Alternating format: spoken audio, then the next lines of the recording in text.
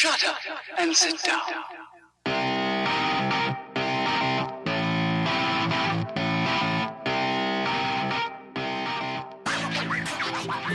I'm not looking for laughter. I want groans. I want to put my watch on my belt, but I realized it was a waste of time. I am riding my bike down the street of cobblestone. My friend texted his girlfriend Ruth and broke up with her.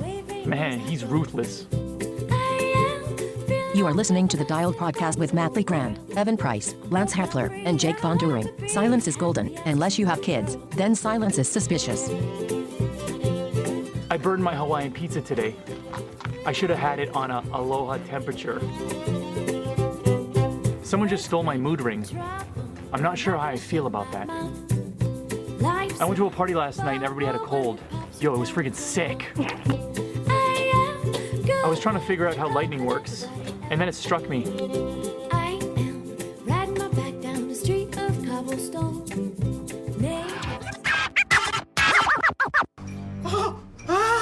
Okay, it's fine. Why don't you take a seat? You look a little tired. I'm too tired. Like a bicycle. What is happening to me? All right, welcome back to the Dial Podcast. I'm Jake Von During. I'm here with Lance Epler. Fancy Pants Lance right here in studio. In studio. And super loud at the end. Why am I so loud?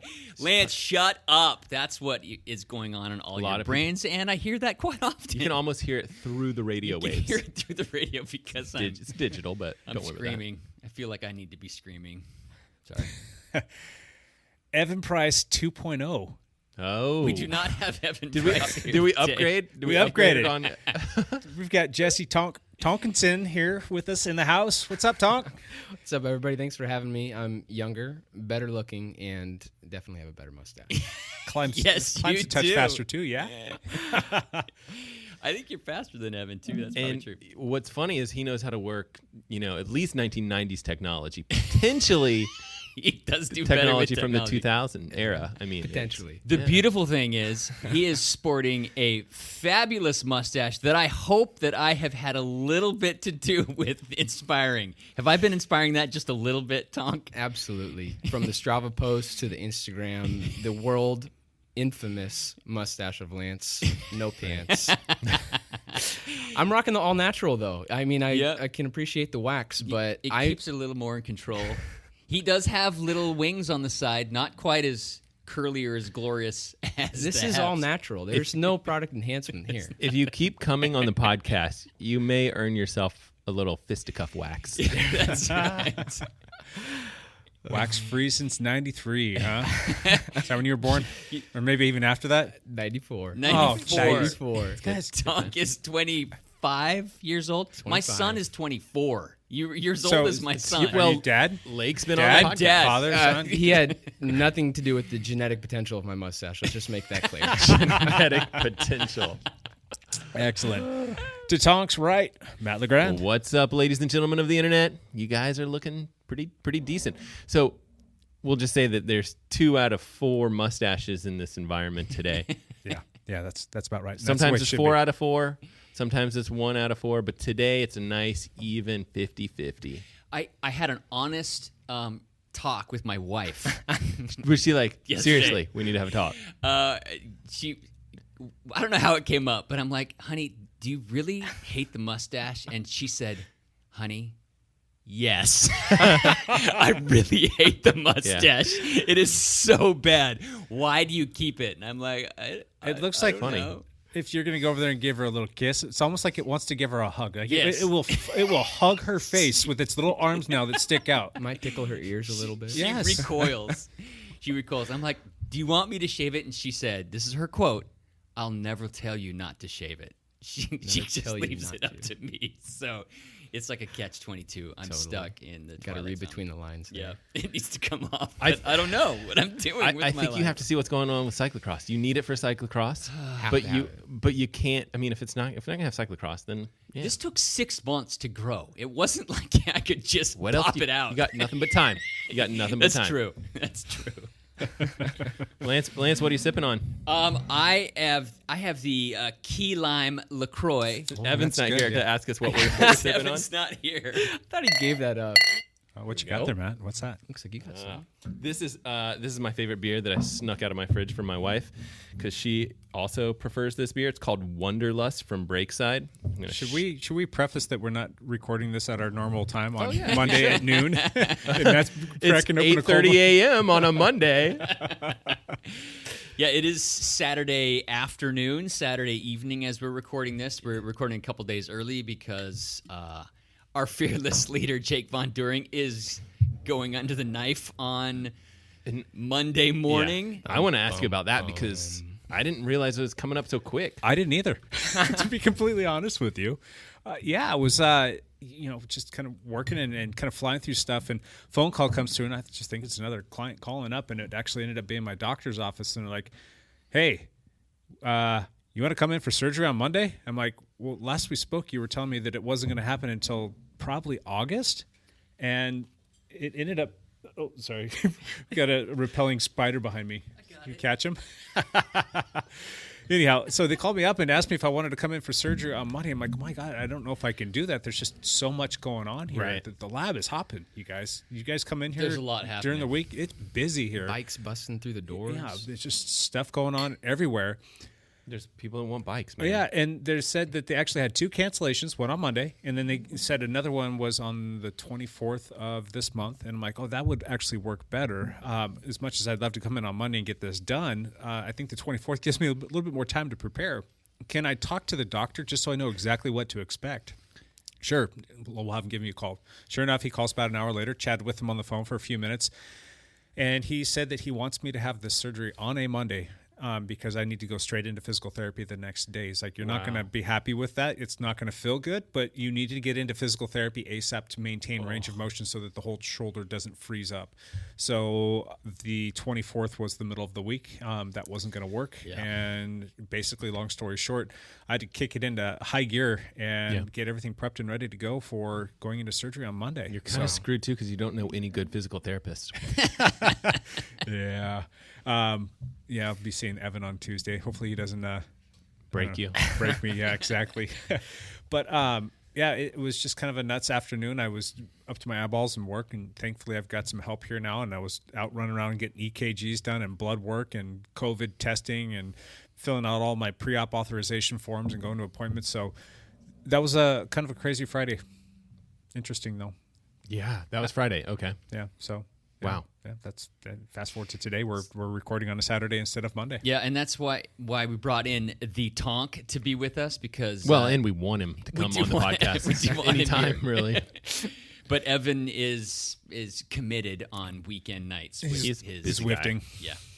I think he's off Zwift. Barely. He's curled up in the ball in the corner. He did 6.5 hours today. 6.5 hours and 20,000 feet of climbing. You know what's crazy is, like, for him, like, he won't even mention it. It'll be like, backpedal, what'd you do? And he's like, I don't, not much this week. He will say he got a ride with Lionel Sanders, though. He will say that. That's He'll true. talk about that. On Zwift. And I was like, chat him up. And he's like, I don't know how to do that.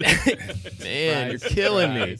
You can send a message right to him. Yeah. Every time we have a Zwift meeting, so I was like, hey, Tonk, can you set up the invite? Can you send that over? And this morning we had a snafu where we're trying to do the Road to Sky again, and it shoots us off the wrong direction. Yeah. Oh, yeah. Which is a known glitch with Zwift. But then, even then, Mike Guyvan and I went a completely different turn than Evan did, even though we're all there on the Evan same doesn't know time. how to turn. No, he doesn't. No, there's no way he would know how to turn. Oh, and so we had to all log off, and he's like, why don't you just send me one? It's like, well, why don't you just click the Ride With Me function? Just click my name once you have the route selected. He's like, I don't know how to do that. It's like, well, just FaceTime me. He figured it out all on his own, though. He did. Maybe Cassie was there. Maybe, yeah. I'm going to kind of big boy chalk it up now. to that. Looking over his shoulder. And he turned around on Alpe du Zwift, I guess 5 times, because he did it 5.5 times or however many times he did it today. So he didn't do the little loop at the top. He just right at the top. Okay. Yeah, he figured it out. So Maybe he's just quick to say, I don't know how to do stuff. Whereas, like once he gets the hang of it, he's got Secretly it. knows how to do everything. He just doesn't want to do anything. Yeah, that's smart from an IT perspective. That's It's true. like, otherwise I don't know. you're everyone's IT person. Seriously. That's a big mistake. Good job, Evan. So we'll jump into backpedal. That was pretty much my backpedal. Aside from that, I rode outside once and I rode on Zwift twice. That was my week. I've got here on Saturday, as we sit, I've got 3.5 hours in the bank this week. Oh. Terrible. Well. But I'm like, who cares? Right. There's no racing. I'm going to be on the shelf, so I'll go do our team ride tomorrow and hang it up for who knows how long. Yes, we do have plans for a smaller team ride, trying to keep the group under 10 people so that we don't break rules. So we're doing that's the plan for tomorrow anyway. You know what I've missed? What's that? I've missed the term lancing. I want to hear about some of that tomorrow. Yeah. Where has that been? Dude, the people that are coming on this ride, You're going to be lanced? I'm going to be hanging on just to hang on with it. So I'm going to empty the tanks. You see, Jake has nothing to save himself he's for. Fresh. He is going to just destroy. Yeah. He's tapered. Exactly. Lance, backpedal for us. This is Saturday. I did not ride today because it kind of rained all day, but I'm also trying to save my legs for the team ride tomorrow. Jeez. But Where are you guys going tomorrow? We're doing a North Clark County loop. Not our usual. We have a 33-mile training route for our team that Michael Myers actually came up with, and so, but I added an extra 20-mile loop on the end of that. But we're going to do the beginning of that, correct? Yes, the whole first and we're going to go through a segment called Chicken and Waffles, right? Yes, we will. There you go. Hey, Evan, guess what? You're going to be getting an email tomorrow. We need to get that tomorrow. Somebody will be. Somebody needs to Evan's going to have to figure that out on Wednesday when the podcast goes live because I'm not telling him. There you go. Won't Evan be on this ride? Oh yeah, He'll be there. He should be there. He won't show up. He'll get lost. It's We possible won't know he how won't to show up. He is swimming tomorrow morning, so Oh, yeah. let the excuses start. What are the odds that he shows up? This is great that he's not on the podcast this I week. think it's 80%. He's going to be 80%? Yeah. Tonk? I don't know. He might beat you guys out there. He might actually be early. I think I'm going to go with he's going to be out there before you guys tomorrow. Something's going to come up. I don't know. I'm going to say 40% chance. All right. Matt? Sure. If I want to throw a number out, we'll say he no-shows because he's going out to the lake with Cassie, and they're going to be doing stuff out there. So What about the post-race pastries? They got to go get food after that. So, yeah, maybe they'll be running late. I'm going to say 30% chance of him making it to the group ride. And I'm going to guess he's a little bit shelled. I mean, 6.5 hours, is that what it was today? But he doesn't have feet? He always does that. Yeah, he does that But a lot. 20,000 feet of climbing? He always does that.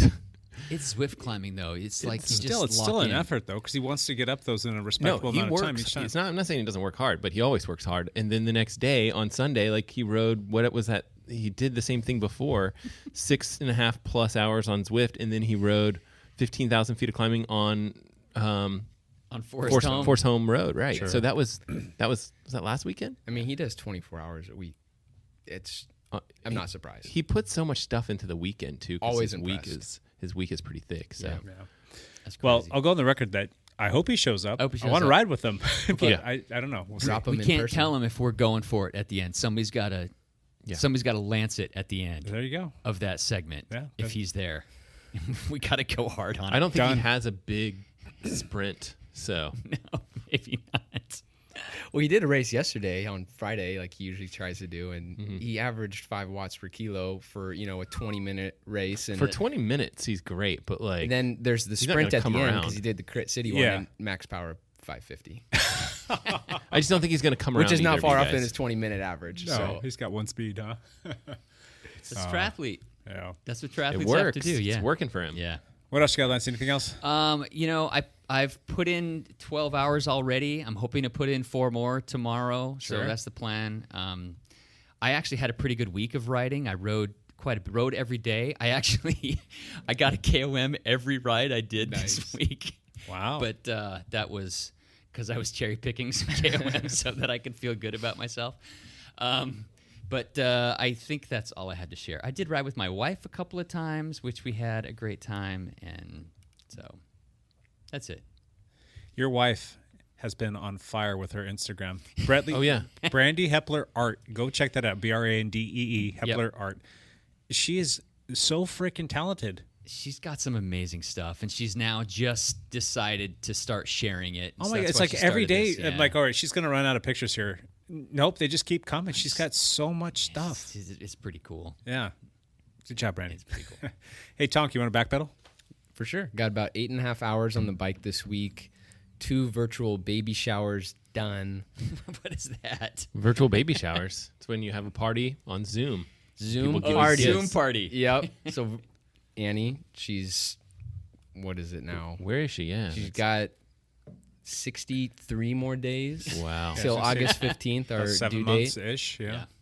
So she's feeling it. Papa She's Tonk. also feeling the love. Yeah. She had on Thursday 16 of her mom's friends and family friends all hop on Zoom, and a mountain of gifts that she got to tear through, and it was a ton of fun. Her mom is great, sent us decorations and That's cool. cocktails to make at home, and we had a big cheese plate and that we got to eat all of ourselves. So it's kind of nice not having all these people to share this stuff with. But then while I was doing a workout this morning, all of her girlfriends, and it's kind of like a virtual bachelorette party almost. There's all these girls and doing like these online games, and it's fun, and with all the trying times, and you're able to connect all these people. From all Were you over just the in the country. background of the Zoom meeting, like sweating all over the place and stuff? Like, Well, that's what I'm imagining. Given Multnomah County's restrictions, I mean, we weren't able to have a male performer come to That's her right. bachelorette party, and so I was kind of You were there. number 2 You were the on guy the docket with the there. mustache. You were like a very close number 2. It was like, do we have the guy come, the policemen show up, or This guy a in biker spandex. with bibs? With bibs. The bibs are also a big thing. I hear a lot of ladies like that. No. Were they? The mustache and bibs? No. Mustache and bibs is not happening. I was going for the fisticuff guy. Yeah, we'll see. We'll see if we get good reviews. 5 stars on Yelp, please. Yelp. But, Yeah. no, it was a great week. We finished our month 4 almost of modified ops at OHSU where I work. And, we've been all remote, which poses its own challenges, but, providing care to the patients, however that looks, it's, always changing. And unfortunately, Multnomah County did suspend all phase changes Friday morning right before all these businesses were hoping to open up. But, we just kind of roll with it. We're just plugging away just like everybody else, just kind of rolling with the punches. Going back to Annie, wasn't Annie the one that called Thanks for Grandpa reminding Matt? me. I can't even get it out without laughing. That was like Grandpa Matt. That was the best. She was called the Matt best. Grandpa. She was so mortified, and there's not a mean bone in her body. I hope you guys get to know her more, but there's not a mean bone in her body, and she's just trying to engage somebody that's a little, little little older. different. little older, because I walk with a cane. Yes, if it wasn't Well, for the way cane. you It's were like- biking up and the Forest white Home, hair. That's I true. mean, I had my walker out at the time. The Croc cycling shoes, like the Grandpa Oh Croc yeah. cycling Well, shoes. I do have my cut out heel. Cut out heel. That's So right. He's wearing his New It's all- Balance, it's his all- white New Balance shoes. They're His very Kirkland jeans. They're therapeutic. Yeah, oh, she's great. She makes me laugh all the time. Yeah. me too. We Even love if you, it's Annie. at the She makes me expense laugh all the of time, too. Grandpa's. It's fair. It's a fair strike. Excellent. Hey, Matt. Want to backpedal? Pass. Can I just pass? I've been doing some open water swimming, which has been great. Awesome. Yeah, How's I think the- I've seen your wife out there a couple times, Yeah, which she's has been been out there. awesome. How is your Achilles feeling, by the way? Not good. I had actually had this like kind of a cortisone injection thing into my heel, which is not pleasant. But yeah, so I did that, and then the idea was that I should be able to get back to running. So I've tried a couple times, and it hasn't been great. Okay. So, in fact, it's probably been worse than before the injection. So that might have aggravated it. I don't know. But yeah. Did you ride your bike at all this past week? I don't know if I actually Swift even would say no. No, Shame. not Swift. Shame. I don't think I rode my bike at all this week. I'll ride tomorrow maybe if the weather's right. looking good. Come out right with the maybe. team. I'm probably not ready for that at this point in my Social life. distancing won't be a problem for you. Oh, you know what I did? I'm gonna pretend I didn't hear that. Kind of like I pretended I didn't hear Annie. Yeah, I'll be right there on that KOM attempt.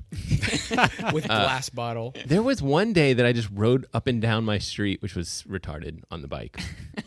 Oh. Because it was like I got 30 minutes, and I got to stay close to home. And so I think I rode up texted and you down back and the forth. street. I was like, "You want to go ride?" And you were like, "I can do it in an hour." And I'm like, "I'll be done in an hour." Were you doing some sprint intervals with Dash again? I did some. This is a famous segment on Strava. It's called "Ladies and Gentlemen of the Internet," I think. So What's up, ladies and gentlemen? That's what it's of called. the internet. So yeah, I rode that segment over and over again. Strava does have a new feature where if you ride a segment the most Local hero. in something called it's 90 days, I think. Yeah, the most times. If you ride a segment the most in 90 days, you are the segment hero. So that's really my life goal at this point. I got some bad news for you, Matt. It's not rolled out in the state of Washington yet. We don't have it here. Sorry. It's only in certain cities. I'm actually. prepped. I'm prepping for that so that I can be a segment Stockpiling hero. the efforts there. Yeah. Win Zwift's lamest feature. Yeah. Come on, Zwift. Lamest feature. Well, Not Zwift, but Strava. Strava. It's a questionable feature for sure. All right, how about we jump into a little Patreon spotlight? This week, we are going to talk about Mr. Chris Surratt, who is down vacationing with his family. Is that where it's at? I think Eagle so. Crest? Yeah, Chris Surratt, listener, teammate. We love the guy. He's one of my favorite teammates to race with, mostly because he can kick Super my butt. cool dude, yeah. And occasionally he will lead me out and for me to lose the sprint to somebody else. So thank you, Chris. For all that. But he's in Central Oregon with his family for a few days. I don't know how long, but he's been doing some rides with his family. And I actually have a KOM on a segment down there near Eagle Crest. So I actually sent him the segment. Baited him, I baited him. I sent him the segment and said, here you go get this. No emails yet? No emails? No, he responded to me immediately and said, I'm coming for you. So, but He's a good guy. I haven't heard anything yet. Yeah, I think teammate Andy Levine's got some stuff down there. Doesn't Chris Hamill have a few segments down there in that neck of the woods? Yeah, because Hamill rides, he goes to Eagle Crest as well, too. It's not far from Bend, so it's beautiful Central Oregon, high desert type stuff. So one of his rides, he did a bunch of intervals before they left, and he called it, Why Don't Sweet Spot Intervals Feel Very Sweet? Yeah, that's a nice title. Because it's the title. And our own Jesse Tonkinson had a fantastic rebuttal to that. A little quip, Here was his quip. The cordoned-off model of taste mapping would suggest that when doing sweet spot intervals, you must allow the small amount of vomit produced to travel to the tip of your tongue where the sweet taste receptors are versus the bitter taste receptors found at the back of the tongue where vomit is usually first encountered. Brilliant. There's the answer why sweet spot intervals don't taste very sweet. Disclaimer: that model of taste mapping, has been proved to be not very scientifically accurate, although it makes for a great Strava comment. It does make for a great Strava comment. Your comments might be the best on I've just on been both feeling YouTube. ornery. I'm just Yeah, there you go. YouTube. There have YouTube been a couple and good ones Strava. on your videos. I appreciate it. So, Chris, we love you. Thanks for being a Patreon, and go get that segment. Yeah. If you too would like to be a Patreon, you can go to our website, dialedpodcast.com, and right there on the homepage, you will see a little link that you can click on that will take you through to Patreon, and you can see all the different tiers and things that we have to offer there. Whether you want to be just a standard Patreon or you can kind of upgrade and be like a super Patreon. I can't remember what we called that. Or if you want to be a business as well, we've got a few other options there. So if you want to check that out, just go to the website. Again, that's dialedpodcast.com. Thank you, everybody, though. We're going to follow like the Summit membership pattern. Maybe. Remember, you'll have to model. Didn't work out well for Strava. Wasn't it Summit and something else? They had all these. They had like 3 tiers. They did, and then they just forgot Now you're all a of it. subscriber. Yeah. You're either a subscriber or not. Right on. Champ. Champ Hey, Bailey. Champ, come here. I think Champ, is he coming? Here he comes. He may be It's been a slow day. Champ Bailey doesn't want to come out today. Champ. No, Champ's here. slow news week. Very slow news week so far. A couple of things. The Flemish Classic races have been... Flemish. I'm feeling Flemish. Feeling Sorry, I Flemish. had to clear my throat. Most of the Flemish Classics have been reduced in length to help the riders race an intense October calendar. There's a lot of races going to be happening in October, so all the Flemish Classics like Tour of Flanders, And all those, they decided to shorten them a bit more so that the racers could do several more races. So a lot of the fans though aren't happy about that though. If I'm not mistaken, they're like, nah, don't shorten our races up. But if we have any races at all, it's going to be fantastic. Exactly. Now, do we know for sure that there's going to be racing? I mean, they're saying it's going to be there, but is there still a chance that it could get scrapped? Yes, there is a chance that it could all still get scrapped. If we have a second spike in coronavirus cases, a lot of stuff could get feels like we are again, and that might happen. You know, so. I think right now, if it wasn't for this darn virus, that we would be sitting around this table, giving our predictions for the tour. It's coming up. Yeah. Right about now is when we'd be giving our predictions, and I would be 100% nailing it. 100% wrong? Right. I would be right on. I would win this year. This is the year I would win. Oh, poor guy. What else you got, Champ? In other Everesting news, because that's what we talk about. Mustaches and Everesting. This last, I guess the official Everesting website, which is an Australian website, everesting.cc, I believe is what it is. It's run by the Hells 500. Yeah. So they had 1,000 entrants or submissions. Like over 1,000 last month. Over 1,000 last month of people Everesting. And usually there's like 2 or 3 a month. Yeah. And there was 1,000. Now's the time if you want to fake one, to sneak it in. Because they're just bombarded. They can't handle all that traffic. They're just just approve all of them. It's 1,000. Just click yes. Yeah. Ruth Winder, a former national champion, she did an Everest attempt and successfully did it. And she gave some Everesting tips as a national champion. These are our tips. I'm never doing Everesting again. Or the exact quote is, I'm never Everesting again. Yeah, I remember seeing that. I just fell off the couch. It's like the hardest thing I've ever done. Yeah.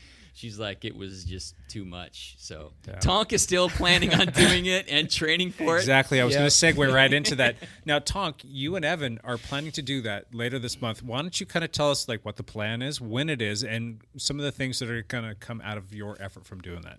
Well, the plan is to, first of all, finish. I think that's going to be its own challenge. We're hoping to do it here locally. Forest Home's kind of been the local road that we've settled on. Sure. We've talked about all the reasons why in the past. Really, the motivation to do this is we got nothing else really to train for. All of our races, other things that we would normally travel for. Canceled. Done. Toasted. And that also brings along with a lot of fundraisers. They've got a lot of stuff around the area that tries to benefit a lot of different philanthropic efforts. That's true. So that's a tough one. And, working at OHSU and the Knight Cancer Institute, it's been really difficult as an institution for funding a lot of these things. Yeah. Patients rely a lot on these funds for travel. These patients come in from all over the country or the world to get care for their cancer. And so the main reason why I'm going to do this Everest attempt is to benefit the GIST Cancer Research Fund at OHSU, which has been a part of my life for the last 3 years since I've been working at OHSU. GIST stands for gastrointestinal stromal tumors. It's a type of sarcoma that originates within the GI tract. Jake, when he was pronouncing it a couple podcasts ago, GIST. No, it's just like it sounds. GIST, gastrointestinal stromal tumors. Really a orphan form of cancer, and working on this team for the last 3 years has been really eye-opening. A lot of these cancers you don't hear about, and we were lucky enough here in 2020 that the FDA has approved the first 2 targeted therapies for this type of cancer that otherwise has not had a whole lot of attention or success. And a lot of the reason that these orphan forms of cancer or really rare forms of cancer get attention is because of efforts by certain groups, whether they be cancer survivors, their families, or persons in the field, drawing attention and raising money specifically for these types of cancers. And, in raising funds for this, I really just hope to give back to the team I've been a part of for the last 3 years. I am leaving at the, conclusion of this year. I'm going to go on and continue my studies at University of Washington. No hard feelings, OHSU. But I'm going to UW. Hey, they had their chance. They had their chance. They missed out. But yeah, this is going to be a part of our ongoing, #SlayGist campaign. If you want to read more about my involvement, what our team does, you can Google OHSU, Just Cancer Research Fund. Go to firstgivings.com, search my name, Jesse Tonkinson, or the Just Cancer Research Fund with firstgivings.com. And that's where our landing page is going to be. That's going to be the best way to connect with the effort, following up how we did, and also if we can reach our target goal of funds. So if you can hop on there, give us a look, follow us as we try to do this at the end of June. We're hoping for June 27th, all things going to plan. I think a lot of this is going to be weather dependent. Sure. But Kinda June need a 27th is dry going to be day, a don't Saturday. Yeah, it's going to be a long day. I'm not trying to smash any records. I think just finishing it 12 hours is, I think, going to be the sweet spot. Get breaks, but I'm really hoping that we continue to roll out different phases and openings, and that this can be a cool way, not just for our cancer community to connect with the endurance community, because I know a lot of the same mental fortitudes come into play. I mean, it's a really tough thing to go through cancer, and it's nice when you have a community to connect with and do it together. Sure. So that's firstgiving.com, and they should search for Jesse Tonkinson, and then they'll potentially see this weirdo on a bike. There's a picture for you for your profile. Everesting Challenge to support GIST Cancer Research Fund at OHSU Knight Cancer Institute. Cool. Slay looks GIST. like you're kicking that off. Slay GIST. It's GIST. I'm just correcting you. I love the fact that you're tying it to a fundraising effort, and not only is it great for cancer, great for OHSU, and great for the future of that, but it's more motivating for you personally to try to get this done. I'm not just doing this just for myself to say, look at how freaking strong I am, because that's what we all see. But Thank you. to be able to tie that to something else is just awesome. Good for you. So people could donate like $1 per foot that you're going to climb. How many feet are you going to climb that day? 29,029. Man. If you're 29,000. if you just so happen to donate more than $1 or $1 a foot, then maybe I'll bike 30,000. Keep going. If you want to do one of those, what did they used to do back in middle school? Every lap I do, $1 you give per me mile The or 50 runnery. cents. Yeah. What was it called? Yeah, it was like something like that. So you're going to be climbing about 30,000 feet, 28 and a half or something. 28, I don't remember what it is. It's just hard to say, isn't it? Oh. I mean, imagine riding that. Yes. We'll see you guys all out there. Yeah, It'll be great. we are actually going to go out there and heckle, I think is the term. I'd say support, but that's not good. That's not how it's going to happen. We're going to heckle you for sure. Looking forward to it. Okay. Definitely looking forward to that. That's going to be awesome. Thank you, Jesse. Yeah, thanks for We helping will me. be sure to share that on the social medias. I just dropped something into my calendar for Everesting on the 27th of June, and it auto-corrected it to Eve Resting, which is probably what all More accurate. more accurate. Love it. Hey, guys, guess what? It's the hot seat. Hot seat. Matt's favorite. Yeah, I like the hot seat. Matt likes the hot seat. I don't know. Since you love it so much, Matt, Sure. why don't you kick it off? All right, I have a mean one for you guys. Oh boy. Hot seat. It's June 2020. I always say Bring it. that my hot seats are really horrible and set it up to be really bad. They never are. Okay, slightly different for each of the three of you. We'll start with Jake. No. Jake, you're going to go on let's say you're going for a gravel race. Sure. And we're going to just say it's something like this fall, your shoulder's feeling good. You're ready to go. What do you pack? What do you pack for your gravel race? How long is it? It's a 50 miler and it's a lot of hills. What are you going to pack? You got to drive. You got to drive there. So just know that. So it's not what am overnight. What It's am I not taking overnight. with me for Yep. everything from boot to bonnet, the whole shoot match, like the No, warm up, no, the race, or just the race? These are things like I'd prefer to carry some mechanical stuff just in case I need to help some a teammate out or things like that. Things that other people might think, oh yeah, that's a good idea. That's a takeaway from the podcast. I didn't just waste my time listening to this podcast for an hour and a half. Next time I do, but you did. Well, obviously, I'm going to bring my proper nutrition. Okay. A bag of nutrition? A bag of nutrition. Will you bring extra and have it in the car, something for after the race? I will definitely have stuff for after the race, and I'll definitely have something there, because sometimes before a race you're like, sometimes you feel like a nut, sometimes you don't, right? Yep. So maybe if you want to change it up a little bit, if you want to throw something different in your jersey pocket based on how you're feeling, I'll have options. Okay. Always got to roll it with options. I'm rolling tubeless, but I'll always make sure to have a tube, because you never know what you're going to run over. Will you roll with that the whole race, like put it in a jersey pocket? Or? Yeah, or a saddlebag, probably Saddlebag. more likely. What else am I going to take to the actual race to get self ready? I don't know, maybe like my little Omnium trainer just to warm up. Yeah. Because you got to be plenty warm, because I don't want to be cramping on all those climbs. Do you bring anything big, like like something to like work on your bike or anything like that, or? I generally no. I generally will have all of that stuff done at home. Bike will be Ready to go. hopefully pristine and ready to go. Fresh, clean chain, drivetrain's all cleaned up. I'll probably have a pump with me. That's always a good idea to bring that to the race with you, so that you're not relying on somebody else's pump that could be janky or a little misguided on its PSI. Yeah. That's not a good thing, because if your PSI is off, you're screwed. Charged batteries. Charged batteries is definitely a good one, especially if you're day. rolling the Di2 stuff. A fully charged Garmin. I will generally want to make sure that the route for the race is loaded into my Garmin, so I can get the elevation profiles ahead of time on that 530. That's a nice little feature to have in there. Plus, it's kind of nice to know where you're going too, right? Yeah. It's not bad when you're off the back. The other thing is the last time I did a gravel race was the Yamhill Gravel Fondo. I was 40 miles into a 60-mile race where the aid station was supposed to have fluids. Right. And I wasn't like at the very back of the race. As a matter of fact, I finished 10th overall in my category. But the way that the route worked, or the race worked, is that the shorter distances still came through that same race. So they came through there earlier. And long story short, they were 100% out of fluids.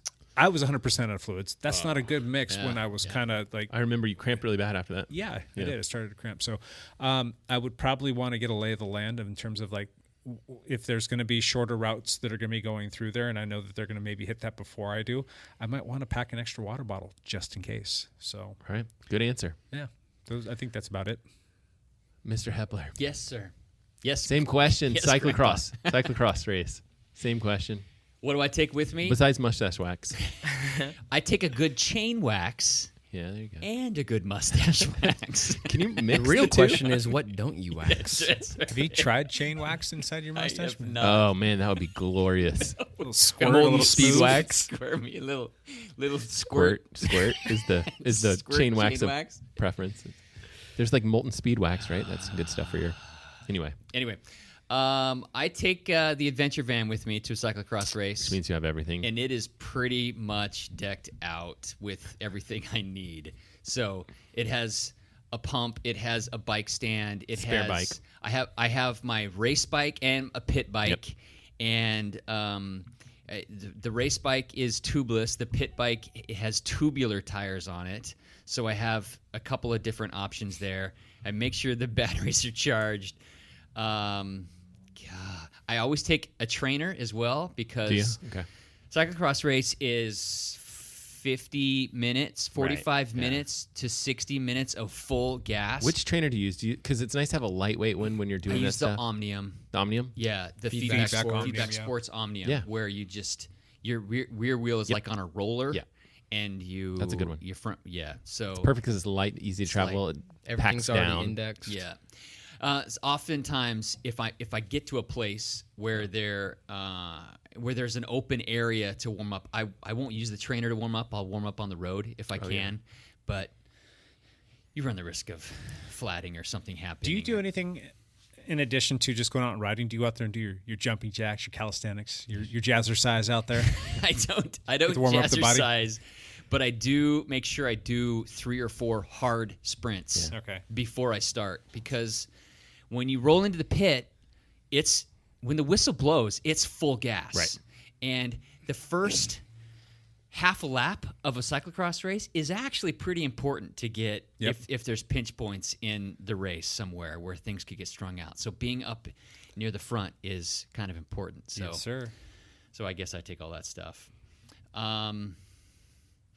I always have a full toolkit with me in my vehicle. It probably just stays in the van. Yep, it does. And that's kind of When the you're big thing. home and you have everything in your garage, Do you still have to go to your van to get stuff like the tool stuff? Yeah, there's a couple things that just stay in the van that I have to go get. Yeah. Good answer. Good answer. Tonk, similar question, Bring it on. but let's just say you're going Everesting. Let's just say. Perhaps. I don't know why someone would For do the that. occasion around. I don't know why anyone would do such a thing. But if one were to do that, what would you bring?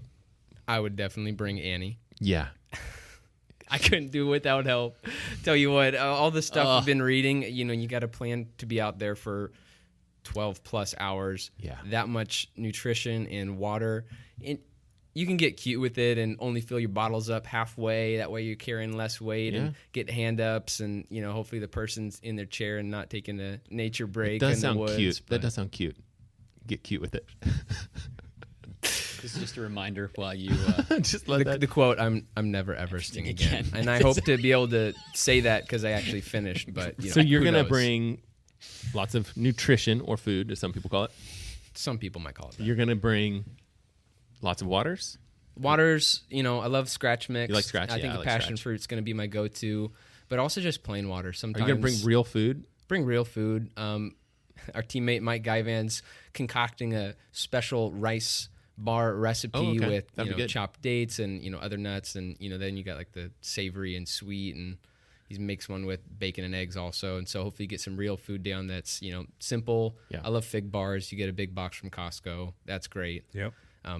Gels, kind of got to do that, get a little bit of caffeine in those also just to be able to keep you upright. But I mean, to What's the Everest, I'm going to probably bring extra wheels because if I get a flat, and It'd be nice to who swap. knows? It'd be nice to be able That's just to smart. swap, and I'll run tubeless. And I will say, I think the best addition to my Everest setup so far has been the GP 5000 tires from Continental. Those are Tubeless, right? tubeless. They're just Solid. so soft and comfy. I was riding Schwalbe's before, and he's just so much more comfortable. And if you're going to be on the bike for that long, you want to have your pressure and everything else dialed in. But definitely gloves too. I mean, I found that out after doing my first 10K on Forest Home. It's your hands. I stand a lot when I climb, and gloves is going to help a ton. Yeah. Maybe 2 pairs because you're going to get Sweating gross and everything. super. Do you gross. not normally wear gloves when you ride? Usually don't. It does depend on the terrain that I'll be riding on. But if I'm going out and doing a century, I probably wouldn't wear gloves unless there was a substantial amount of climbing. I like to move my hands around a lot, and sometimes if you don't have the right gloves, they could maybe cause more problems. But if you're on any kind of mixed terrain or out of the saddle a lot and putting a lot more pressure through your hands, it's nice to have gloves in case you do go down on gravel or whatever you name it, or just to have a little bit of extra padding if you are putting more weight through your hands. Good. I know that in gravel races, I generally wear 2 pairs of gloves because in gravel races, you're going so much faster. You hit washboard areas, and you're on a bike without suspension, and it beats the freaking crap out of you. And so I generally wear 2 pairs of gloves in a gravel race. But when I'm road riding, I always wear gloves because I got to wipe the snot somewhere. You don't know what the mustache is for? No. It doesn't divert everything out of your... The mustache is a booger catcher, but I have to use the gloves to get all that stuff out of the way. How about you, Matt? For triathlon, I mean, I don't know. I didn't actually expect to answer such a hard question. I bring my own pump, and I bring, so I go through as I'm like setting up to bring everything out to the race. I go through each of the 3 sports and just, what do I need for this? What do I need for this? And roll through all of that stuff. Triathlon's a pain just because, you're dealing with 3 sports. You have to have lots of stuff. I hate that. What's probably the number one thing that, man, if you screw it up or you forget it or you don't have it for whatever reason, what's going to mess you up the most? Bike. Yeah, bike mechanical type stuff. But, also I think depending on the distance, nutrition can be pretty bad. If you don't have something, you're not going to have a great race. When you're trying to be uber competitive, how much do you lean on electronics? Not much, actually. Is it more on feel? Yeah. Well, I mean, so I honestly use a lot of when I'm racing triathlons and I'm trying to finish in the top 10 or whatever it is. I think it's more like, hey, I want to. I'm thinking about the place of where I want to be. Yeah. By the end of the race, and I think that the technology is almost. It's not a distraction necessarily, but it's more of like historical data. Like I want to have the access to this later. I could see like the swim part probably not paying attention to it too much just because it's Yeah. hard to see. You But can't see anything, right. But pacing yourself, like your watts, if you're doing an Ironman for 112 miles, For an Ironman, if you're not yeah. managing your It's- watts, or on the run, if you're not managing your pace, I could see that really kind of screwing you up. Running for me, I should not say this. Running for me, I feel like it comes naturally, and I don't have to worry too much. Like I have a good feel for it.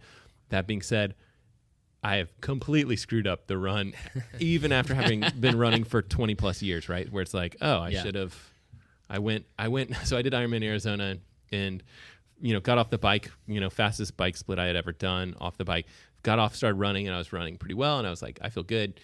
Look at the first split, and it was like 6:45 or something, and I'm like, oh, I should be running like 7:30. This is too fast. Yeah. Then I missed the second split, so this is at like mile 3. Those miles were both at like 6:30. And I'm like, went faster. I'm screwed. 23 miles left. So as much as I pretend like technology doesn't help me, I can just do it on my own. No, I need help, as much help as I can get. But especially like you mentioned on the bike, the longer races as you get towards anything over an Olympic distance. So for me, that's biking over an hour. Then I want to be able to kind of like hold myself back and hold a specific wattage, just because you need to be able to get off and run. Yeah. Whereas when it's an Olympic distance or shorter, so that's like an hour or shorter, you just kind of go hard, and then you just kind of run hard, and you just hope for the best. I don't think it's that crazy to be like, I need to hit this wattage. I mean, obviously you don't want to do any sprinting while you're out there. You don't really want to like stand up and climb that much. But, you kind of want to be mellow, but you don't have to like stare at your bike computer or anything like that. Yeah. So Cool. Next hot seat question. Tonk, what you got, bud? Today is June 13th, and coming up this next weekend on the 21st is Father's Day. Oh. Question for you three When's Grandfather's fathers Day? here. When's Grandfather's Day? There's probably is a Grandfather's Day. I didn't Matt, look it up. describe your most ideal Father's Day. That's a good question. We got a lot of dads at the table here. So I like to swim, bike, and run. I really do. So, I want to spend time with my family, but I also like to go do the things I like to do. And so I would love to like go swim in the lake, open water, catch some nice sun, like not even swim hard, just swim. Go for an easy ride, and then be able to run pain-free. So that would be ideal. I love I get up really early, so I like to have a cup of coffee with my wife, and my kids will probably make cards for me or something simple like that. That's awesome. Mm-hmm. And one of the things that my kids do, which is I think hilarious, is for birthdays or Father's Days or whatever, they'll get me a gift, but it will be like a Lego set or a like a figurine guy that they really they might want to. Who knows who wants it, right? So that I think is hilarious, and so I love doing that and just being like, yes, this is the Captain America guy that I really wanted, but you can play with him, Sam. Like you go ahead and play with him for a couple days. I'll get it later. So stuff like that. Yep. Excellent. My ideal day. Oh, definitely a cup of coffee in the morning. I'm like Matt. I usually get up pretty early. I'm always the first one up in the house and bebopping around doing stuff. But a cup of coffee. There's a place in Washougal that makes an epic breakfast burrito. I can't remember the name of the place because my wife is the one that always goes there and gets it. And it's usually cool. for like a Father's Day kind of thing going on. But having one of those, and then definitely want to go for a bike ride. I mean, an ideal day would be like, go jump on the road bike, come home, jump on the mountain bike, and then maybe finish on the gravel bike. Gotta show equal love to my other kids too, right? And then I'm gonna want to kind of relax just a little bit, maybe kind of peruse around the internet for an hour while I kind of recharge my batteries, and then I want to go for a hike with my family. I love doing that. I love Bring your camera. Taking the camera out, taking some great pictures. I'd like to take pictures of my family in different places as well, and have them all kind of be patient with me and even kind of give me suggestions and work through it. I think that would be a lot of fun. And kind of going back to Matt too, my kids, I've forbade them from buying me cards. They always have to make a card. Otherwise I just don't. I mean, I don't want to keep something that they just wrote their name in that they bought at a Hallmark for $5. I mean, that's it's not nice. I mean, it's nice, but it's not cool. Hallmark makes great cards. Come on, if they want to sponsor this podcast, yet, but yeah. But a homemade card would be great. I don't like gifts though. I want time. I want pictures. I want things that I can remember for the rest of my life. And then wrap that up with just some sort of like a nice family dinner. Usually it's that kind of time of year. It's really nice, and go sit out on the patio and just kind of relax and kind of take in the rest of the day with the family. So that would be my ideal Father's Day. Hint, hint, wife, if you're listening. Oh, yeah. Burrito. I don't know if I'll be able to do that writing, but hey. For me, my ideal Father's Day would be waking up in the van in some remote valley somewhere where there's no other people around. We're high in the mountains. Walk outside, jump on the mountain bike and chase my dog for about an hour. Yeah, just the dog and I just riding around on the mountain five trails. of you and a dog sleeping in the adventure van in the middle of nowhere? My kids are all adults. They're off doing their own thing. You're happy that they're doing their own thing. Yes. So doing that, coming back and having a relaxing breakfast with my wife, dipping into the hot springs that we're parked next to. Oh, yeah. That's awesome. For a little bit. Then probably going for a road ride for like 50 miles or something, and then spend the rest of the day FaceTiming my kids. That's cool. So That's awesome. That would be my ideal thing. Not to interrupt your, hot seat question, but my neighbor bought this satellite phone, for emergencies because he's going to do this crazy hike. And I was like, the guy I podcast with, Lance Hepler, needs this thing. There are a couple of those out there on the market. So all right, I'm going to hound you about this until you buy one. Those things are not cheap. No, they're not. But service on those is crazy. But you can rent them for a week. It's something like $300 a week. Though. Yes. And you only get like an hour's talk time. Yeah. Here's the thing. You don't need the talk time unless there's an emergency. Correct. But you can also pause your plan. So you buy the phone or whatever it is, and then you get a plan for a year, but you can pause it all the time when you're not using it. So you can pause your plan. So anyway, we're going to look into it because I don't want you eaten by coyotes. Though, Mr. Tech over here. Yep. Why isn't that a thing? Why isn't everybody on satellite phones and get rid of these cell phones that, do whatever they do? I mean, if they've got the technology, get better coverage, everybody can talk to anybody everywhere. I mean, why can't they just beam us up our Wi-Fi and or internet connections that way? Price of putting satellites into orbit, maybe? I don't know. Over maybe if you had the, what is it per pound to go to space? It's like a couple mil.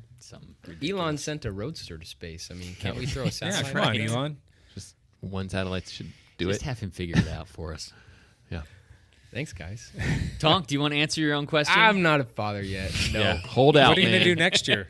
What would be ideal for next year? What's next Next year? year would be a day off of studying. That would sure be nice. Oh, yeah, it's not It's going not to going happen. to happen.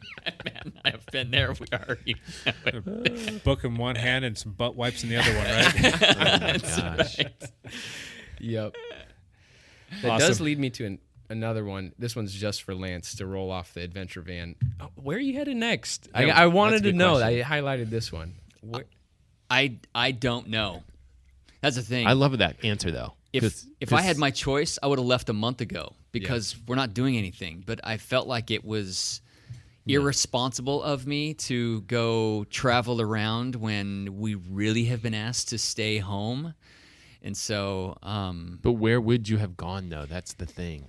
In May or April, I would have gone to Arizona or Nevada. I would have gone and seen Ryan in Las Vegas and stayed with him for a bit, and then I would have headed towards Arizona to right around Mesa, Tucson, Flagstaff, those areas. And then would you normally have come home for the nice weather that we have not had in June? Yeah, I would have been back for the race season. Yeah. When the race season started, I would have been back for that. So now I'm kind of stuck because, if things kind of open up for us, I'd love to jump in the van and head to Joshua Tree National Park for a couple days and then over to Mesa for a while, except it's 110 degrees now in Mesa. Now's the time it's to like be no here. good. But not only that, I've been cautious about leaving in case racing does come back. Well, they canceled But short track. they That's did cancel off the short calendar. track. So I mean, there's still going to be some stuff that might get plunked on the calendar if they do open things up. So there might be some racing, but nobody even knows if we're going to have cyclocross this year at this point. So who knows if we're going to even be doing anything in July or August. That's true. So I'm kind of stuck. But that's where I would have headed. I would have headed to... When it's warm here, where do you go? Like Bend or anywhere? Do you go anywhere, like get up in the mountains? Yeah, either to Central Oregon or to Idaho. Okay. There's Yeah.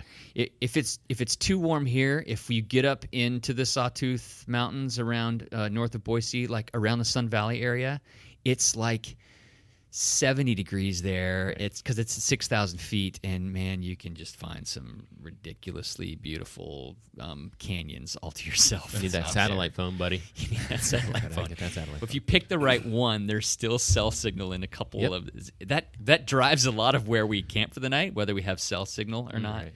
So, but there's some beautiful stuff out there. So When you're camping, are you doing like the whole fire pit and everything? No. Like, no fires? no, Just completely. yeah, because everything's in the van.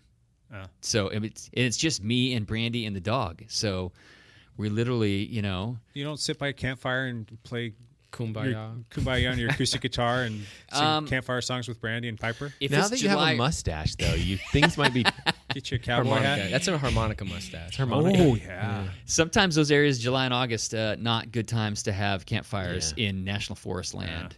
Because we don't go to campgrounds where there's a nice fire ring. Yeah. We're like pulling off the side of the road, Cowboy up, type man. thing. Yeah, Campfire s'mores and well, we don't eat s'mores a whole lot because Right. your waistline just expands. We don't have kids anymore, so. Awesome. Good question. Good question That's for a good sure, question. yes. Let's go. All right. This question came after we had this wonderful guest last week of Cliff Stanford. That was a good podcast. That was a good podcast. We got a lot of good, Great feedback, yeah. great feedback from that. It was good to listen to, and he was a great guest and well spoken. Yep. So that prompts this question: who are your picks for local people we could have on as guests of the podcast? Luciano Bailey. That's a good one. That's the Really second good one on my list. I have a list of 2 people I'd love to have. Luciano Bailey is one. Luciano Bailey is our race announcer for Such a cool for dude. Obra Racing, our local organization. He does live Commentary on everything. all the races, Does a great cyclocross job races. of Yeah, just knowing all the juniors and engaging them. Yeah, and that's cool. It's just so cool to see him work. coming. That I'd guy's love got a memory like an elephant. Yeah. He just does not forget people's names. It's He'd be insane. a great guy to have on. Matt, There's a triathlete that lives in Gresham. He's a solid triathlete. He's an excellent. He's probably a top 10 type guy in the U.S. for sure. His name's Eric Lagerstrom. He's also does YouTube stuff. I think I follow that guy on Strava. Yeah, Yeah. He can go.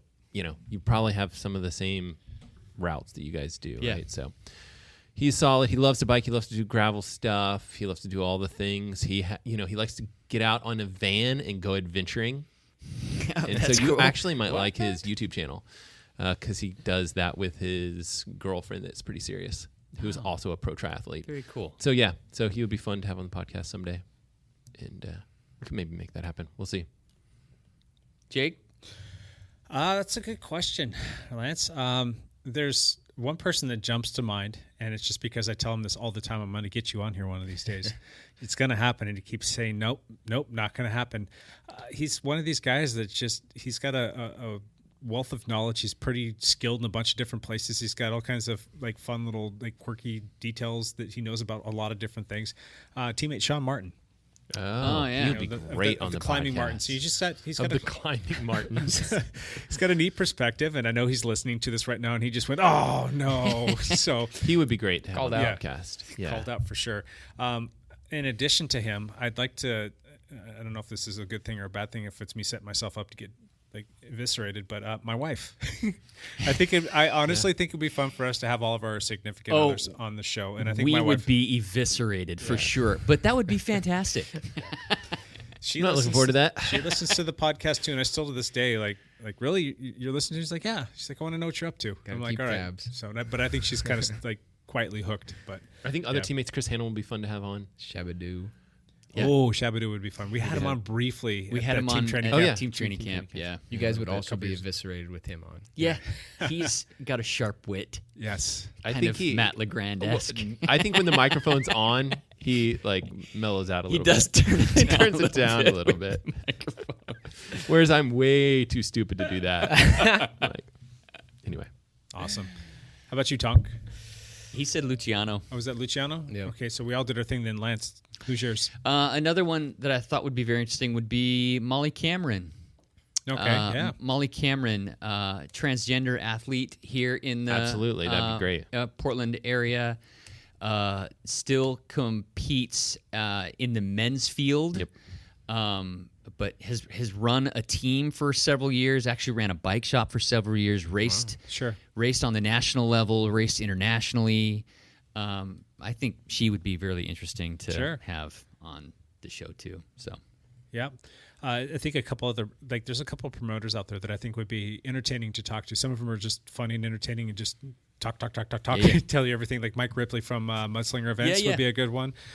David Salzberg, if you've had any time to spend with him, that guy knows something about everything when it comes to bike racing. He's got a wealth of knowledge as well, and I think it would be kind of fun to have him on here to get his perspective. So he has graciously declined a couple times to come on here, and I think it's just because it's not his thing. But maybe if he's listening, maybe he'll change his mind one of these days. Claire Honsinger, I'm surprised none of you guys mentioned her name. That's a good one. That's a really good one. She'd be awesome.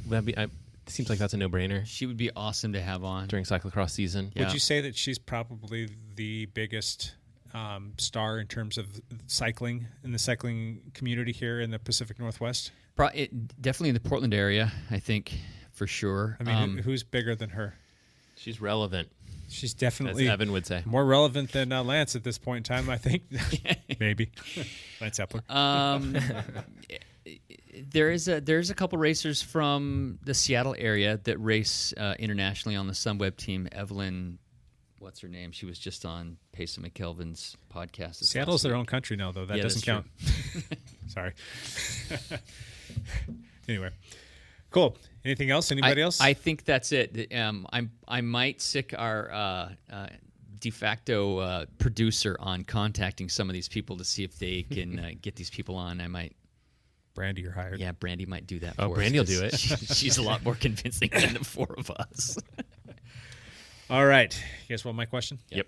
All right. A lot of stuff going on in the Strava world lately, right?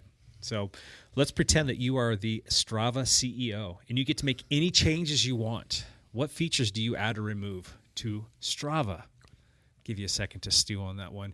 And that kind of stemmed from this whole past week. There was this whole local hero thing that they rolled out. And basically, if like you're the person who goes through a segment the most over the course of 90 days and you live in a certain area that they've rolled this out, you become the local hero. I know we're making fun of that, but I don't have a problem with that. Oh, I don't have a problem with it as well. I just think that there's about 50 other things that they could have done. Exactly. Like that's neat because that maybe that person can't go out and get a KOM, but they still want to get like rewarded something. Or like basically some acknowledgement for the fact that they've done something. But the problem with it is you just get commuters, right? Well, for certain routes, they do the route every day. Well, let's just say like Forest Home, for instance. Like, all right, these guys have been out there not Everesting, but they've been practicing for their Everesting. Right. So I mean, they're doing like 26 reps up that thing for 10,000 feet of elevation gain and even more. Like you've done it more than that now, haven't you? What's the most reps you've done on Forest Home? Let me pull it up.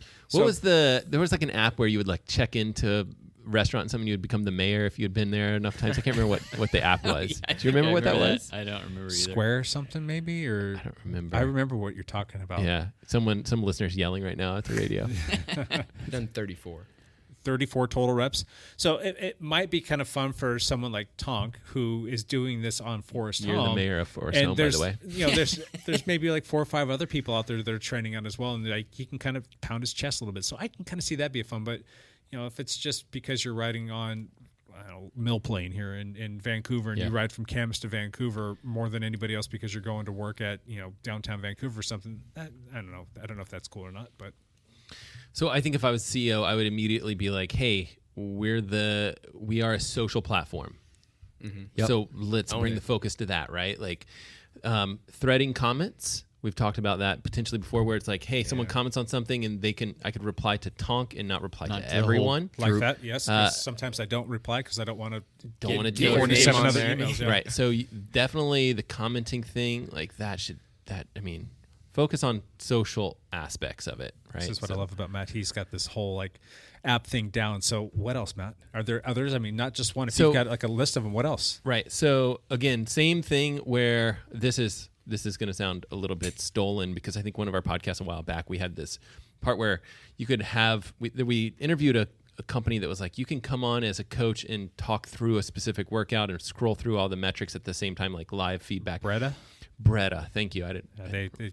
They folded. They folded. Yeah. Okay. Well, so here's the thing: it's like they give it a shot, though, right? But Strava is a technology that is supposed to be social, and that was a nice feature concept where it was like, hey, diving through the metrics with someone could be a social item there. Where, for one, I think Strava should go deeper on metrics. And I know that they are pretty deep on metrics now, especially for the people that have actually they're paying for it, and they're cutting stuff for those of us that aren't paying for it. Yep. But I think, that's nice. People love the metrics. There's a lot more that they could do on that front. I wish the friggin' normalized power was just normalized power. Normalized power instead of whatever their weird thing. Weighted average power. I wish training stress score, the TSS, was actually a normal number you could see on there, but I know those are proprietary things. Yes, it is, and that's a bit of the problem. But Strava could come up with their own if they needed to. They could come up with something similar. I don't know if they want to do that, but then you could look at aggregated stress score over a season of like a cyclocross season. There's a lot of stuff you could do if you want to go deep in the metrics. So that, and then being able to share that with a coach and talk through all that stuff, I think that's a direction that they could potentially go. How hard is it to add like direct messaging? Oh, I don't know, but that seems pretty straightforward. I would think kind of nice. Yeah, so I think that's every other social app does it. It'd be nice not to have to like post your phone number in somebody's comments of their public ride when you want to connect with them to do a ride. Or, oh, hey, find me on Facebook. I mean, send them to this other social platform. You know? If you're looking for features, go look at the 30 other popular social networks that aren't cycling, that are just social networks, and just steal. Don't be a genius and come up with something fancy. Just go steal things that work. And I would include in that like Training Peaks, which does all of this, detailed training metrics with like accumulated stress scores and all that stuff. If you want to go that direction. And that's a lot of developer time for some of those features, but like Jake said, some of it not so much. Direct messaging, I think they could roll that out in a couple weeks.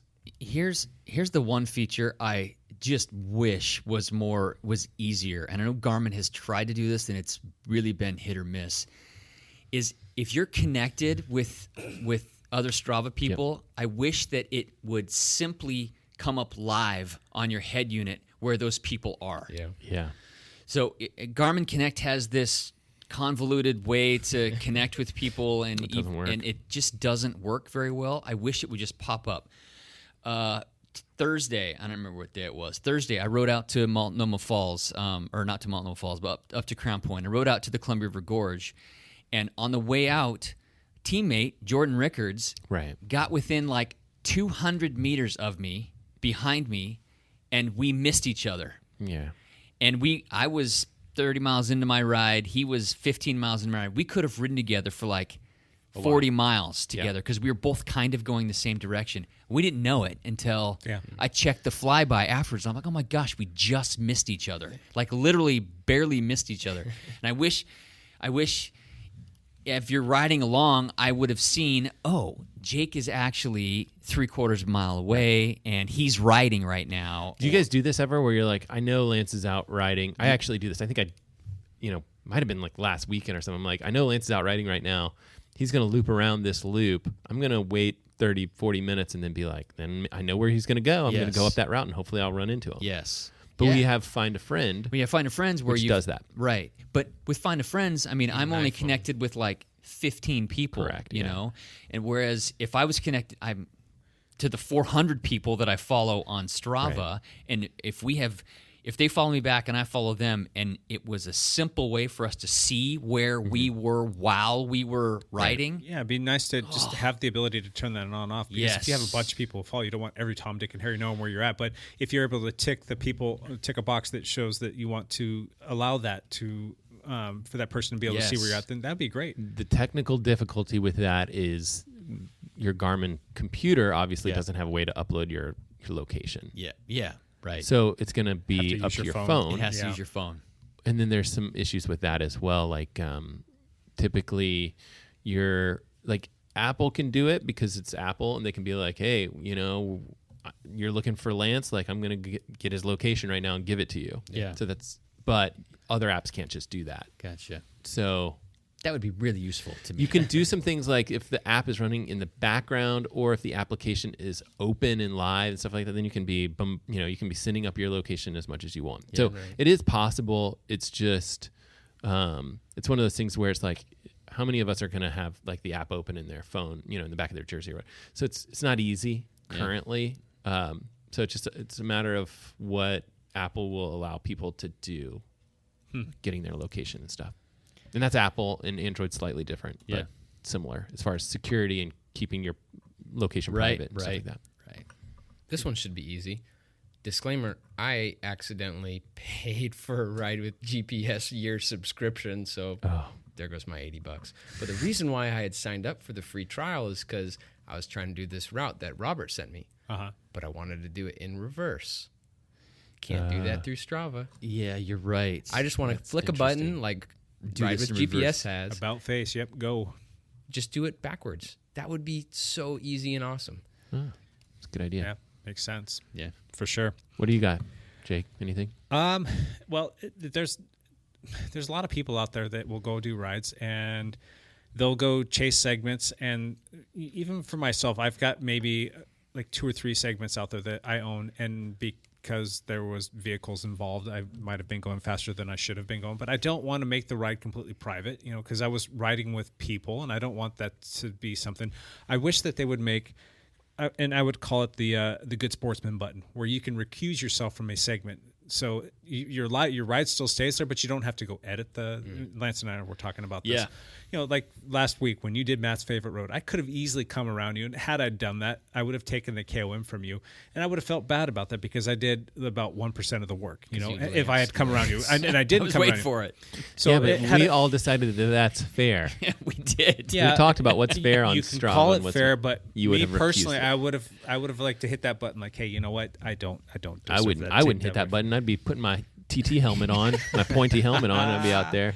But there's certain times that there's a segment like that, a car was involved, and you're maybe definitely. like behind the car, and you're just getting a massive pull, and there's a segment that maybe somebody is like worked super hard, and they put out big watts, and I went out there and worked at 70% of what they were doing, and I beat them by 30 seconds on just hypothetical numbers, but I didn't deserve that. But I don't want to make my whole ride private. I don't want to have to go back and edit. I just want to go to that segment just and say I don't want to be in the top 10. Yeah, the ride was legit, but I don't want to be in the top 10 list of anything, or the whatever the any of the leaderboards probably. So That seems like it'd be an easy thing to add, just to take me off this one segment. It seems like they already have that in place too, because Strava can go and take you off of a leaderboard pretty easily. If you get flagged. But if you get flagged, it flags the whole ride. It takes the whole ride. Basically, that's like just deleting your ride. Yeah. So that was one. Another thing that bugs me is it would be really nice if all of the functionality on the web version was in the app when you're on your phone. And let's say you you want to go flag somebody that was driving their car home, and they beat your segment that you worked your butt off, and you're going 18 miles an hour up a 5% grade or something like that, or 6% grade, and they came through there at 43 miles an hour, and they don't take the time to go crop that out. To crop it out. So to go flag them, in order to flag them, you have to use the web-based version. So you go on your phone, and you got to pull up your web browser on your phone, and every single time I go in there, you have to log back in. Have you noticed that? Yeah. That's a pain in the butt. It would be nice if they either made that not happen, or just make all of the functionality available in the app. Is that a terribly difficult thing to do, or can they even build the web browser into the app for certain things? That's the way to do it. I think if it's a feature that they have on the website that they can't spend the time to develop, then shell it out and just have within the application you would pass in the user info or whatever. Especially if it's something for like flagging, because if the app knows you're logged in, does the flag part really? Maybe it does for their data stuff, for their data model. But I'm just thinking, if you flag something, does it even need to be you? Do they need to know that you flagged something? Not really. They just need to know that a route was flagged, unless you abuse the system, which people probably do. Yeah. So. And didn't I hear correctly at some point in time in recent months or years that they were building in functionality that would automatically flag a ride if it wasn't humanly possible? However, on a weekly basis, I'm getting rides or notifications that I haven't noticed it. Yeah. that Strava Fred was driving in his car and took my KOM again on a 6 or 7% grade, going 43 miles an hour, where I couldn't even touch 20 miles an hour. Why doesn't that automatically just flag? Is that terribly hard to build? Maybe they're working on it. Well, yeah, it's very hard to build, right? I mean, at a certain grade and a certain mile per hour, and especially if it's missing like a heart rate data or a power meter data, it's just obvious that that's not human. It's like Egon Bernal couldn't do that on his wildest day. That's very easy for a human to know, but a lot harder for a computer. There's like learning algorithms. Yes, that's exactly the way to do it. Would be like, we throw a whole bunch of data at this computer algorithm, and it learns like, hey, this is, these are fake and these are real, and then it learns how to do that, and it does it on its own. Yeah. But the people that are building those algorithms can go build things for other millions of dollars. It's just that's a competitive field right now. So yes, it's possible. They are in Silicon Valley. It's the right place to be for that particular type of technology, but it's not cheap. Yeah, at the end of the day, it's just a freaking KOM. I really don't care too much about it. It's fun. Care a little bit. And I want every single one of my KOMs eventually to be broken, and that just spurs me to Road. Exactly. Just spurs me on though to go out there and try a little bit harder. And I'm hoping that I can get back to health and come take back a few. There's a man sitting across the table from me. He's probably taking a couple at some point in time from me. And Lance is always trying to pick on me. And I'm not. I leave you alone. There's still a segment out there that you have. You've got me by 1 second. I think it's on the inbound trip from Vancouver Lake coming back into town. Yeah. You beat me by 1 second. Yeah, I know. Yeah. Guess whose wheel I was on? You beat me, though. I know, but I probably caught back up to you or something. Yeah, well. No, you might have done that one on your own, but that's possible. I've got a feature I want Strava to bring back that they used to have. You used to be able to sync a heart rate monitor to your phone and use their app. Poof. Gone. Yeah. Why? What was the reasoning behind that? Anybody know? Not a good one. It was probably like, here, use our app, and we're going to take things away from it, though. They probably looked at the numbers of people that were using that feature, and they were like, one, his name's Tonk, and then they were like, okay, nobody else, and then they were like, and we have to support all these different heart rate monitor devices and different protocols or whatever, and that takes time from some developer, and they were like, kill it. That's my guess, but I have no idea. What about having the ability to turn on and off certain things that come through your Strava feed? Like, I already do that. Can you mute people? I mute people. You can mute people. Block them all the time. I never mute anyone. Well, I don't want to necessarily block people, but I don't need to see. Like, I feel bad posting up Zwift rides sometimes, so I at least try and make them somewhat entertaining for myself, like coming up with a stupid dad joke or something like that. So at least I don't irk people by seeing like Zwift ride Watropia, like. But in your feed, it'd be nice to be like, I just want to see when people go out and do something. Maybe you can just tick a box that turns off virtual rides, or tick a box that turns off, whatever, Sufferfest. That's Running, one that bugs the crap out of me. Yeah. You want those. You want to focus on those. Can we just put a mute on Evan's 5th Strava upload for the day? What number is that for Evan? Mute. It's like, Evan, you don't have to log your warm up, your second warm up, and your third cool down, and just then make it private. Afterward. Yeah. That I tease Evan, but a robust filtering system within the main feed would be interesting. Is that difficult to do? No. It's nice in Facebook that, sometimes you need to take a break from following certain persons and what they're doing. And, I've been utilizing that more recently with Facebook and some persons that have been, maybe posting a little bit more than I would like to see about certain topics. Is that why you blocked me? Yeah. I wasn't going to bring it up. But you got blocked. It's always the political. But it's nice you can mute them. You don't block them and you mute them, and yeah. then the algorithm doesn't pull it up. And I like that Strava changed it so that they don't have the algorithm pull up who they think that you want to see. You can just have it be chronological. Yep. Right. That was an awesome addition. Yes. Keep that up. Yeah. Yeah, I totally agree with that. Do you guys have any other ones that you would add? Strava talk. I want more reliable live segments. The one on the phone is awesome. You can see two persons, and it's like a little interactive screen, and you could see visually how far back you are. But the one on Garmin or Wahoo, like those live segment things, it's just lame, and you can never trust it. Yeah. Oh, yeah, you beat your PR by 3 seconds, but then you upload it to Strava, it scrubs it and cleans it, and then it's like, oh, nope. Yeah, Strava doesn't seem to like metrics that come off the Garmin. They do use their own metrics. Yeah. So that would be nice. I've had a couple KOMs recently where it pops up on Strava. It's like, congratulations, you got the KOM by 3 seconds. You come back and you're like tired. And you're like, oh, gee, thanks. So, anything else, Lance? Nope. Matt, anything else? Pass. Tonk? Speak now or forever hold your peace.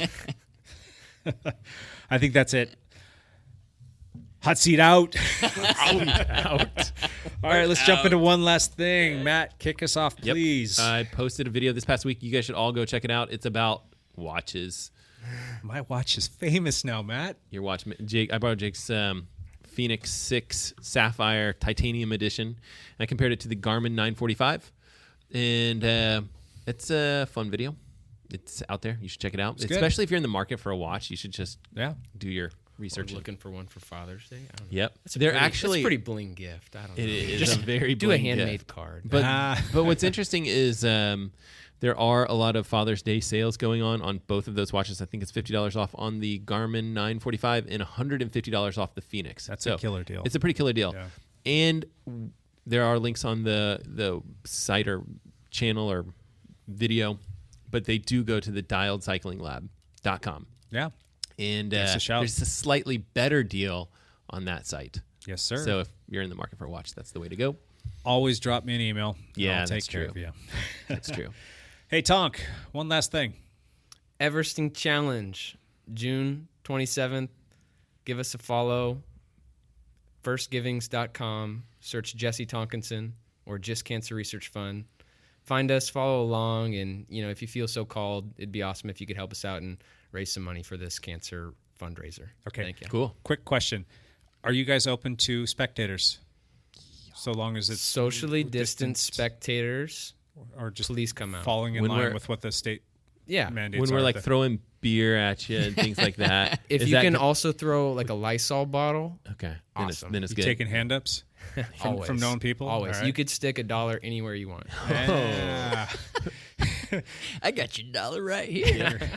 And are you guys okay with people maybe joining you for a few laps? Or are you trying to keep it to A just few you? laps would be great. Lance mentioned earlier Stay out of the way, though, the right? 10 persons group congregation. As long as we're following those state and local Sure. guidelines, I see no problem with people riding on a public road. Have you guys thought about reaching out to the city of Camas, where Forest Home Road is located, to see if you can maybe even get the road blocked off for the day? Thought about it. I also thought about it'd be nice if at the bare minimum to have like a bike event sign out front. I have thought about it. Have I done anything? No. Maybe we'll just park the adventure van the adventure blocking the at road. one point, and we'll This spin. road's, My kids name my busy. truck's Finn, which is almost as big as the adventure van at the bottom. We just It's a block little up the road. bigger. Yeah, yeah, we can just block the road off for you. I talked to a lot of the neighbors around there. They're Yeah? super They're cool. supportive. Good. I told them that once we get closer, I'll drop something in their mailbox. But they seemed all for it and Good. had not had a bad interaction out there.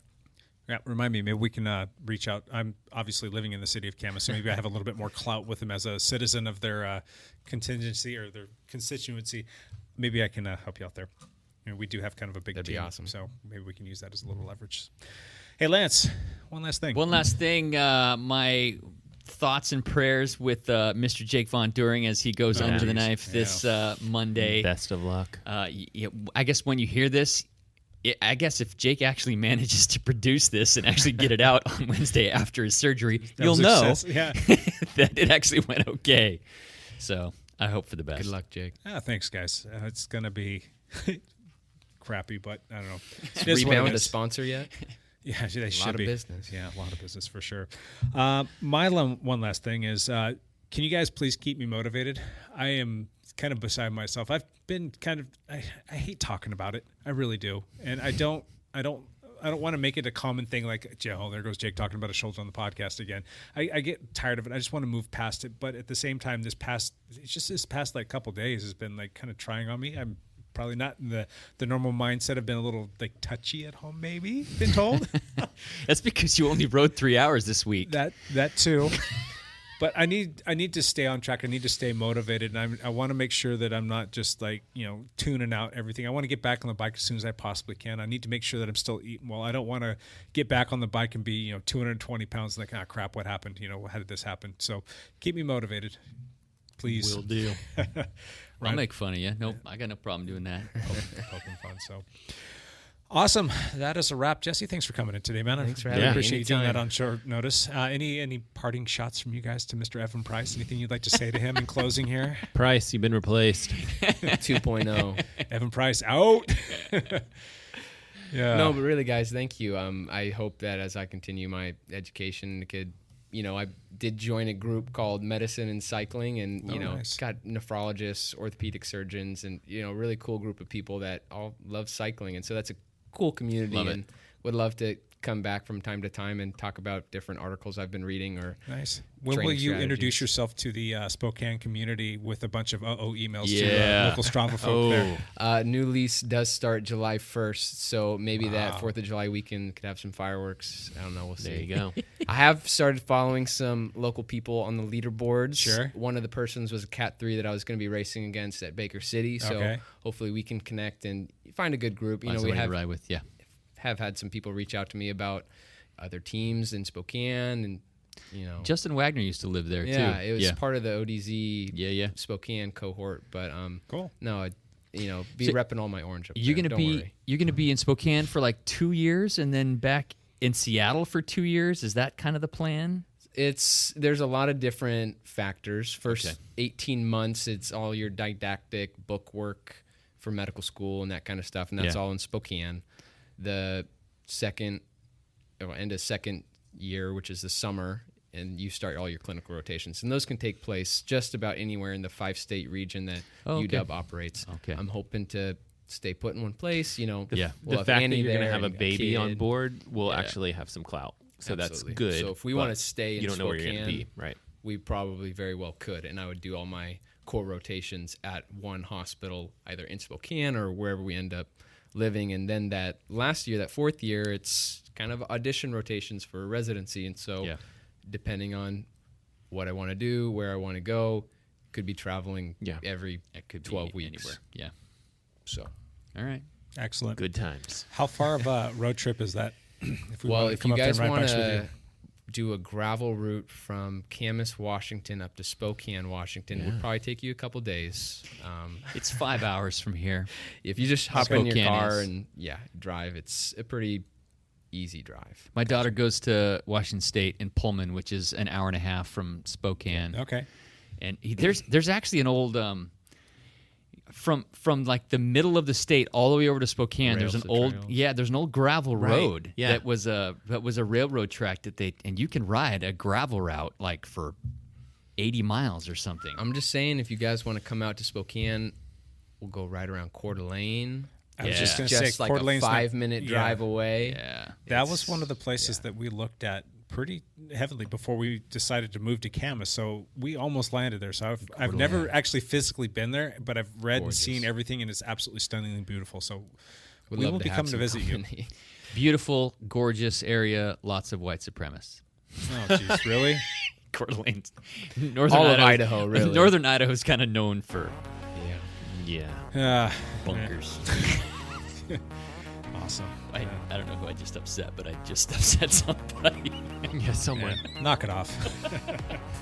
All right, that is a wrap for this week. Podcast 121. Wow. In the can. Podcast 121 out. Out. You all have a good week. We'll see you next week. Bye for now.